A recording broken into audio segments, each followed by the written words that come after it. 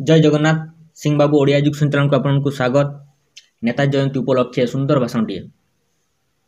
सम्माननीय मोर पूजास्पद गुरुजी गुरुमावृंद, उपस्थित मोर छोट बड़ भाई और भौणी तथा मोर सहपाठीगण, नेताजी जयंती उपलक्षे समस्त मोर हार्दिक शुभेच्छा और शुभकामना। यही शुभ अवसर में मते नेताजी संबंध में मोर विचार अभिव्यक्त कर सुजोग मिलता निजक धन्य मन करुच्ची। आज हूँ जनवरी 23 तारीख, भारत मातार सही ऐतिहासिक वीर पुरुष तथा सुयोग्य संतान जन्म दिवस, जहाँ कथार मेघासन मेघ गरजुला, महानदी में रक्तर ढेउ उठुला, निआगिड़ा चर्चिल हाथरू अधाजला सिगार खसी पड़ूला, ओभेल रक्तचाप बढ़ी जाऊला, जे कि जड़े सत्य कर्तव्यबोध और बलिदान ज्वलंत प्रतिमा अटंती, जहाँकर बाणी मते रक्त दियो मु तुमको स्वाधीनता देवी, देशवासी मन भर देइथिला विद्रोहर बन्नी, जी दिल्ली चलो डाकरा देइथिले, आजाद हिंद फौज गढ़ी, देशवासी को स्वाधीनतार स्वाद चखाई, से होउछंती नेताजी सुभाष चंद्र बोस, जहाँकर जन्म अच्छी मृत्यु नहीं, से होउछंती अमर अमर वीर पुरुष। नेताजी सुभाष चंद्र बोस 1897 मसीहा जनवरी 23 तारीख दिन पिता जानकीनाथ बोस और माता प्रभावती देवी एरस्वरू कटकर ओडिया बजार जन्मग्रहण करथिले।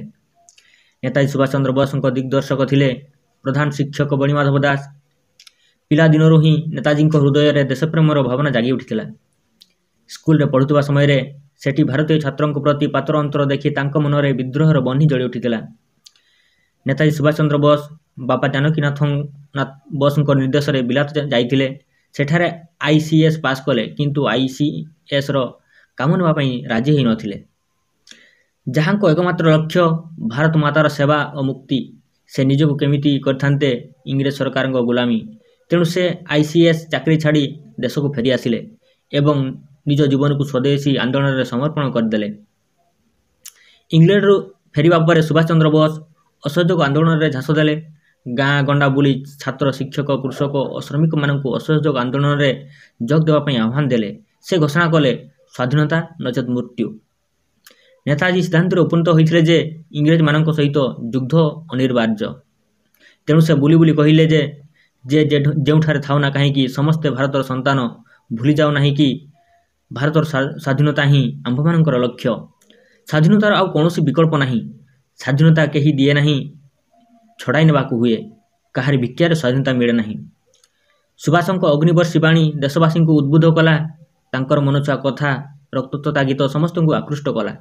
इंग्रेज विरोधी कार्यकलाप जोगु तांकु आरेस्ट करागला। निज घरे नजरबंदी हो रहिले सुभाष। 1940 मसीहा कथा, कलिकतार एल्गिन रोड घरे नजरबंदी थे विप्लवी सुभाष। चारिपटे पुलिस पैंतरा, किंतु केउ दिन केतेबेले किपरि से घर भितर मोहम्मद जियाउद्दीन को बेसरे खसी चलीगले, इंग्रेज पुलिस तार सुराग पाई नथिले। इंग्रेज जाति धूर्त जाति, तथापि सुभाष चंद्र बोस को खसी पड़े जीवा थिला ताठारु धूर्त। गोटाए जबरदस्त चैलेंज। जो दिन INA रेडियो सुभाष गर्जी उठिले, आमी सुभाष बोलछेन, सही दिन सारा विश्व में भूकंपन है, आरब सागर रे सुनामी उठिला, आजाद हिंद फौज गढ़ाला मुक्तिकामी जनसाधारण को नहीं। फौजी मान भितर थिले अनेक ओडिया। 1942 अगस्ट विप्लव पर 1940 मसीह नेताजी नवगठित आजाद हिंद फौज इंग्रेज सैन्य को अनेक युद्ध क्षेत्र परास्त करथिले। आसाम नागा खासी जयंतिया पहाड़ू प्रतिध्वनि शुभिला दिल्ली चलो। तार अनुरूप कंपन सृष्टि है लंडन सहर रे, न्यूयॉर्क रे, मेघासन रे। 40 कोटी भारतीय जाणीशुणी बुझीसुझी मरण को बरण कले, निआ को डेइले। से निआ इंग्रेज शासन को जाड़ी पड़ी ध्वंस कर देई थांता, किंतु अकाल वज्रपात है।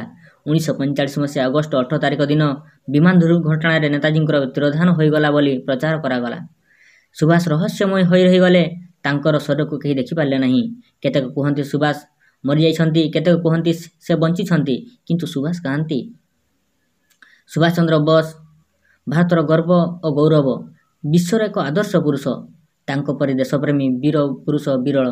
भारत माता एहीपरि वीर पुरुष पाई धन्य होईची। सुभाषों विप्लव व्यर्थ होई नहीं कि युद्ध निरतक होई नहीं। तांकर कार्यकलाप भारत स्वाधीनता को त्वरान्वित करिपारथिला, एथिरे संदेह नहीं। धन्य तांको वीर पणिया को, धन्य तांकर देशप्रेम को। थैंक यू, धन्यवाद। वीडियो भल लगे लाइक करंतु, शेयर करंतु।